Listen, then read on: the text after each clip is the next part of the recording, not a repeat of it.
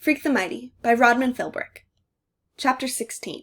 A Chip Off the Old Block. Once on the TV, this dude hypnotized a lobster. Maybe you saw it. He touches a lobster and it freezes. It can't move. That's sort of what happens to me when his hand clamps over my mouth. Like I'm paralyzed, and my head is empty, and all there is in the world is that big hand and this cool breath like the wind. "So this is where the geezers stuck you, huh?" he whispers. "Down in the basement, out of sight, out of mind?" I still can't see his face. He's this huge shape in the room. "Everything changes now," he says. "It's time I got to know my own son, who had his mind poisoned against me." He makes me sit up and shushes me to make sure I won't make any noise. Making noise is the last thing I want to do, because I don't know whether or not Grim ever bought that gun he mentioned, or what might happen to him if he tries to use it. Graham's bad dream about Grim getting shot with his own gun seems pretty real right now, and I don't want to be the one to make it come true. "I know what they told you," he says. "It's all a big lie, you understand? I never killed anybody, and that's the truth, so help me God." By now, I'm sitting up on the bed, and he's making me put on my clothes, and the weird thing is, none of this is a surprise. Somehow, I always knew this would happen, that he would come for me in the night, that I would wake up to find him there, filling the room, and that I'd feel empty. I'm so weak I can hardly put my shoes on. Like when you wake up and your arm is still asleep and you can't hardly make it move. That's what I feel like all over. Numb and prickly and as light as a balloon. Like my hands might float up in the air if I let them. "This'll be an adventure," he says. "You're going to have the time of your life, boy. Okay, we're leaving, and not a peep out of you." The bulkhead door is open, and you can see the stars. Some people think the stars look close enough to touch, but Freak says the sky is like a photograph from 1,000,000,000 years ago. It's just some old movie they're showing up there, and lots of those stars have switched off by now. They're already dead, and what we're seeing is the rerun, which makes sense if you think about it. Someday, the rerun will come to an end, and you'll see all the stars start to flick off, like 1,000,000,000 little flames blown out by the wind. "This way," he says, "quiet as a mouse." There's snow on the ground. Not a lot, enough to cover the ground. I can tell how cold the air is, but I can't feel it, even without a jacket, which I didn't have time to put on. The cold doesn't matter. Nothing does, really. Not Grim and Graham, or the old stars in the sky, or Freak and the fair Gwen. They're all just make-believe, this dream I was having for a long time.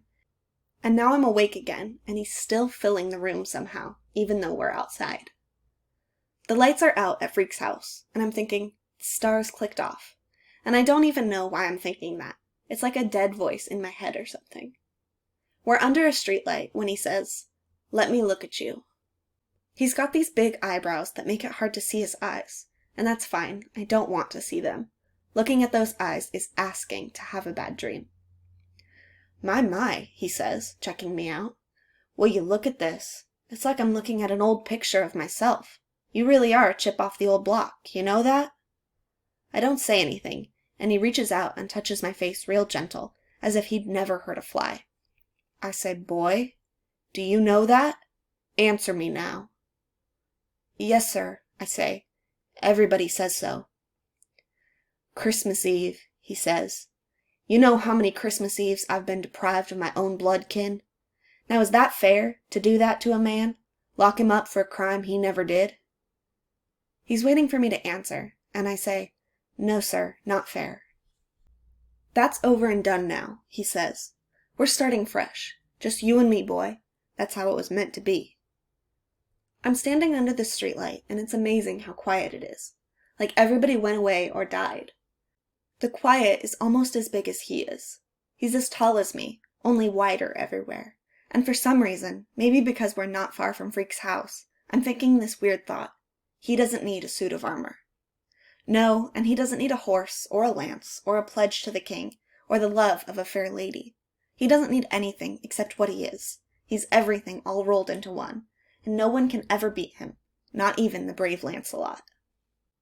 He's squinting around, his eyebrows are furrowed shadows, and he says, "You know what I think of when I see a neighborhood like this? Hamsters is what I think. That's how these people live, like hamsters in cages. They have their little wheels to run on, and that's what they do for the whole of their lives. They run and get nowhere. They just spin." I stand there. They poisoned you against me. I know that, he says. Give it time. You'll see the truth. He starts walking fast, and I walk with him, like my feet already know where to go. We're cutting through the side streets and heading down to the pond, all cold and white and frozen. Tomorrow morning, a bunch of kids will take their new sledges and skates out there, and probably lose their mittens and scarves and get yelled at by their moms and dads. But tonight, the pond is empty as the moon, as empty as my head. Once a car goes by real slow around the pond, and I've got this strange feeling there's no one at the wheel. He hooks his finger in my shirt collar and makes me duck down until the car goes by. The car passes, and you can't see through the dark windows, and you can hear the snow crunching under the tires, squeaky and frozen. We're invisible, he says, making me stand up. Now, isn't that a kick in the pants? My feet already know where we're going, the New Testaments. There are a few lights on in the old buildings, and you can see some of the windows are cracked. It looks like a knife cut against the light. And he's saying, you know about Mary and Joseph, how they sought shelter in Bethlehem, and how the baby Jesus was born in a manger? I try to nod, and the funny thing is, even though I'm not cold, my teeth are chattering, so it's like the rest of me is freezing, but my head hasn't noticed. That's what we're doing, seeking shelter, he says, except this isn't exactly a manger we're going to. No, sir, I say. It sure isn't. He touches me real soft on the back of the neck and says, I didn't ask you a question, boy. Rule number 1, don't sass your old man. I make sure my mouth stays shut.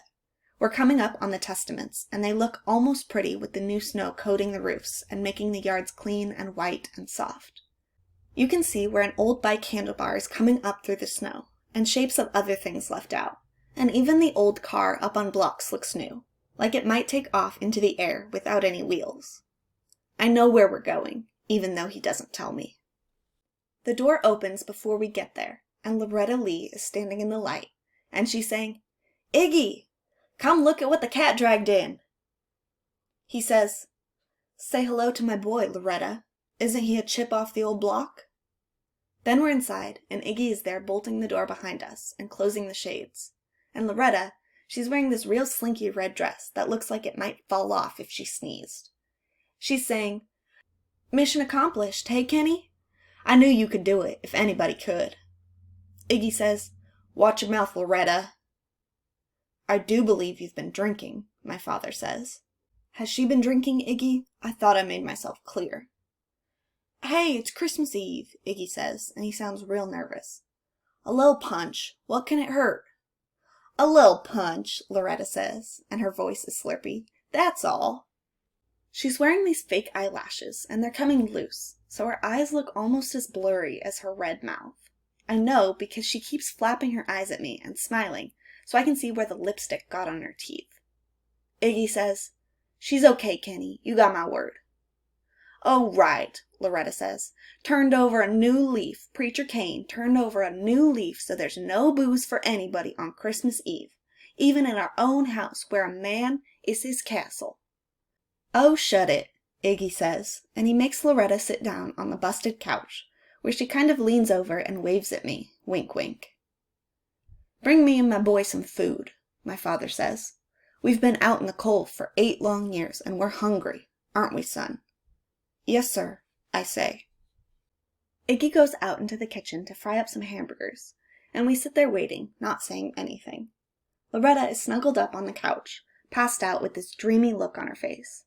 I eat that greasy hamburger, even though I can hardly stand to swallow, and Iggy is fussing around like it's such a big deal, having Kenny Kane in the house.